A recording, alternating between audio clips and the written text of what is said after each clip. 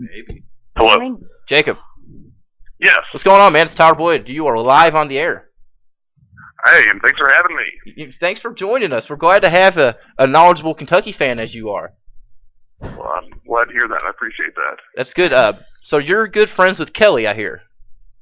Well, we've gotten to know each other through Facebook a little bit, but haven't actually met yet, but we've had a lot of good conversations.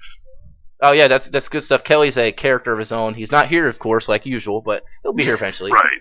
So, he's definitely a character, I've gathered. Oh, yeah. You live in Owensboro, right? Yes, I live in Owensboro. Have you lived there your whole life? You moved there? I moved to Owensboro in 2007. Lived in Kentucky since I was 10. Moved all over the East Coast before that. But originally from Kentucky and came back to Kentucky. So you've been a Cat fan your whole life is what you're telling me?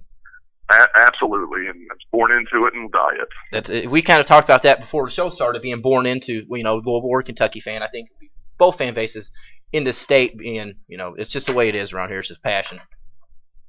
Absolutely, it's the way of life.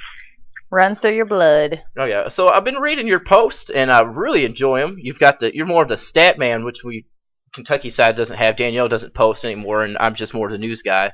I'm just busy. You should see. I'm a big numbers person too. I actually have some spreadsheets I'm compiling right now, just ready for my Marcus Teague post. Just ready. Let's take a look at them. What's this triple 40 of champions post you did? That was your most recent one. Well, the triple of 40 is something that I've been kind of looking at for several years, but just never really sat down to put it all together. But what I've noticed is that almost every national champion since 1990 has three common stats, three stats in common. There are lots of stats to look at. The year 2000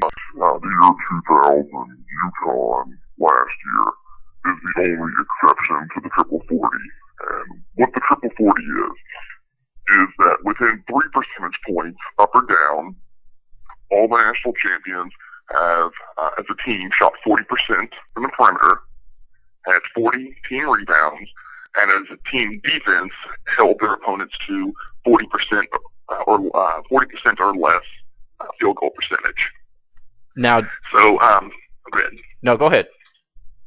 Well, last year was the first time since 1998 that University of Kentucky actually met the triple 40, which we actually made it to the Final Four, so it wasn't really all that surprising. So every year, Kentucky fans for the last 11 years, 10 years, have always been screaming, this is the year we go, this is the year we win it all. But statistically speaking, that hasn't been the case because since 1998, the triple 40 of champions has not been met until last year. And every year, there are only a handful of teams, say 5 or 6 teams throughout the entire NCAA every year that actually meet. So it's a pretty good estimation that out of those 5 or 6 teams, we're probably going to find a national champion. Now, did you come up with this yourself, kind of like a Pomeroy or the new ESPN BPI? Well, no, it's based on going to statsheet.com, and it puts all the stats there in front of you. It's something that I've been looking at for quite some time, and just never thought to actually write it down, put it into blog form. But it's kind of interesting because right now, looking at teams like Syracuse, Duke, North Carolina, Missouri, Ohio State, Kansas, none of those teams actually meet the triple 40 right now.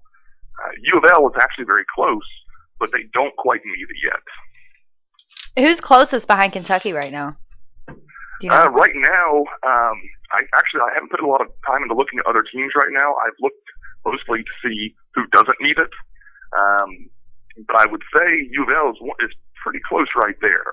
Wow. I can update the blog this week to see who else actually meets it along with Kentucky. But last year we had teams like Pittsburgh, Kansas, Notre Dame, Texas, and Kentucky. I think those are the only teams that met it last year. That's a great point. I haven't looked at anything like that in details. No, but honestly, he's right. A lot of this stuff, when it comes down, when you look at the science of the Final Four, and this is why I like numbers. When you look at the stats of the Final Four and the national championship, it really does most of the time. Of course, a lot of things are random in the tournament, but most of the time, it really comes down to the numbers, and there is a science to it. I mean, that's what bracketology is. But it's right, and that's the idea, is helping fans to find some educated way to really guess, or not so much guess, but figure out who has the makeup of a team to go all the way. And last year, UConn didn't. And UConn met 2 of the 3. They were, I think, 33% from the perimeter. So they were a few points off on the 3-point shooting. They didn't meet the team defense, and they didn't meet the team rebounds. So, but something else I also noticed though, looking at Kentucky from this year to last year, is that this year's team is actually rebounding offensively at a greater percentage, yet our offensive production has also gone up. So we're getting more rebounds, but they're on offense, but there are also less rebounds to be had, which I think is pretty encouraging to see. Oh yeah, for sure. Again, we have our newest Kentucky blogger to KentuckySports.co, Jacob Kiper, on the line. Before we let you go, Jacob, I want to ask you. Obviously, I don't want to talk any football. T. Martin left. Who cares? Where will Kentucky? We're 10-0 in the SEC. We're number 1 in the country. We're rolling. Are we going to win the championship? Just shoot the fans straight. What do you think? I think we've got a great shot. Vegas says we have a great shot. All the stats out there say Kentucky has a great shot. Ken Pomeroy says we statistically should run the table from here on out. TeamRankings.com agrees. Pretty much every stat rating out there says Kentucky's going to do it. Stats don't always get it right, but I like our chances better than anybody else's. I will totally agree with you, Jacob. Again, check out all his blogs on our website, KentuckySports.co. In the Big Blue section, he's not a card fan. He's a good fan, so check it out. I have one more question for him. Go for it. Because I'm kind of a numbers person too, so I kind of rely on the stats and I go from there. But is there a level where when you say that Ken Pom will have us running the table, are you still a little nervous? Because I am already nervous for March. Well, what are what percentage of a chance do you give Kentucky? Right now, I would say 25% chance. 2 years ago, when John Wall and company was here, I feel like Kentucky was definitely the best team in NCAA, but one bad night was all it took. Exactly. You don't get a second chance.